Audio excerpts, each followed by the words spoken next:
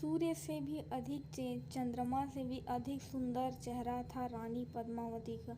उनकी सुंदरता के चर्चे चारों दिशाओं में इतने फैले थे कि उनको एक झलक देखने के लिए लोगों का मन मचल जाता था। रानी पद्मावती की माता का नाम चंपावती और पिता का नाम गंधर्वसेन था। रानी पद्मावती के पिता सिंघल प्रांत के राजा थे। बाल्यकाल में ही पद्मिनी के पास एक तोता हुआ करता था। अधिकतर समय वह उस तोते के साथ ही बिताती थी। रानी पद्मावती के बड़े होने पर गंधर्वसेन ने अपनी पुत्री के लिए स्वयंवर रचाया।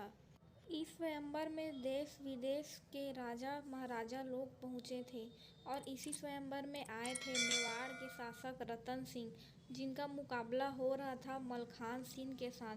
परंतु इस मुकाबले में रतन सिंह जीत गए और रानी पद्मावती को विवाह करके चित्तौड़ ले गए। जब राजा रतन सेन रानी पद्मावती को लेकर चित्तौड़ पहुँचे तो वहाँ सभी लोग उनकी सुंदरता से आश्चर्यचकित हो गए।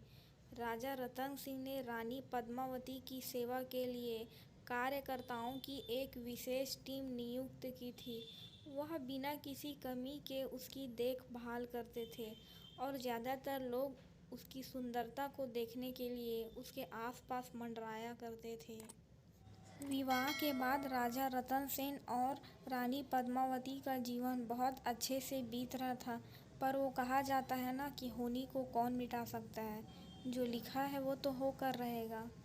किसी तरह एक दिन राजा दरबार में संगीत और कला का प्रदर्शन हो रहा था, जिसमें राघव चेतन नाम का एक संगीतकार था। वो एक जादूगर भी था। अपनी कला का उपयोग कर विपक्षी को मात दे देता था। किसी विषय पर विवाद होने के कारण रतन सिंह को राघव चेतक पर गुस्सा आया और उन्हें मुंह काला कर गधे पर बिठाकर राज्य से बाहर निकाल दिया गया।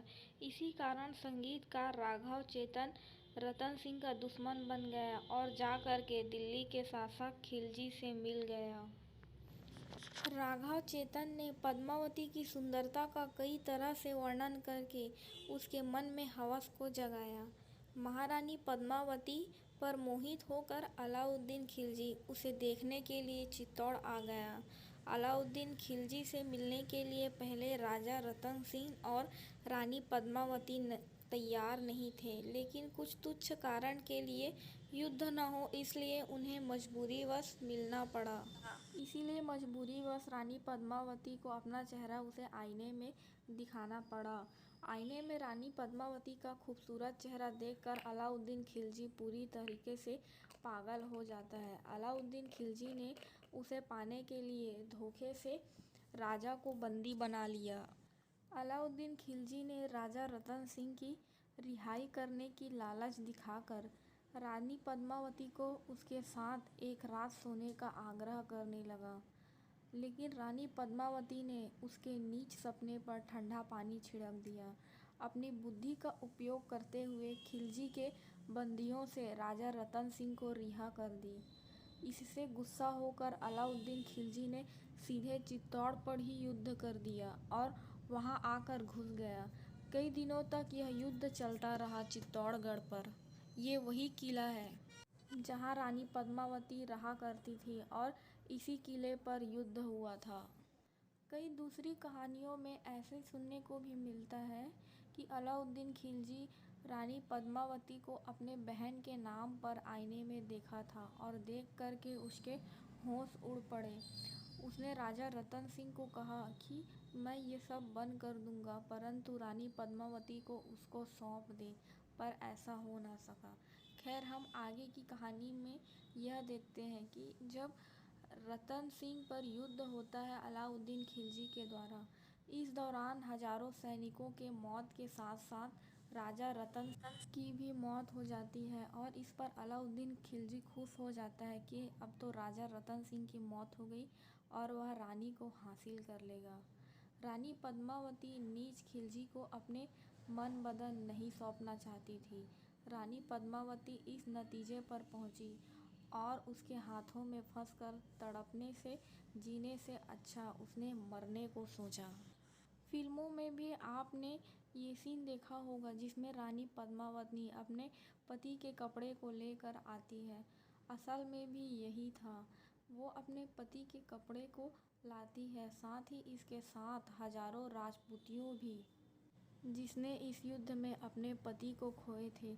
हर एक राजपूती इस कुंड में कूदकर अपनी जान दे देती है, जिसमें से बहुत सी महिलाएं गर्भवती रहती है। हमारे देश के ऐसी आन बान शान से धनी महिलाएं और रानियां, जिन्होंने खुद को मारना जरूरी समझा परंतु अपने शरीर को किसी गैर पुरुष को नहीं सौंपा।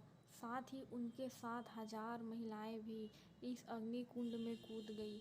ऐसी थी हमारी देश की रानियां, ऐसी थी हमारी देश की महान वीरांगना महिलाएं। किसी ने अंग्रेजों के हवाले देश को नहीं सौंपा तो किसी ने अपने शरीर को नहीं सौंपा, भले ही मरना उन्होंने जरूरी समझा। नमन करती हूँ मैं ऐसी रानियों को जिन्होंने देश के लिए खुद का बलिदान किया। तो आपको ये वीडियो और ये सच्ची कहानी कैसी लगी मुझे ज़रूर बताएं। और अगर आपने अभी तक मेरे चैनल को सब्सक्राइब नहीं किया है तो मेरे चैनल को सब्सक्राइब ज़रूर कर लीजिए। धन्यवाद। राम राम। जय भारत।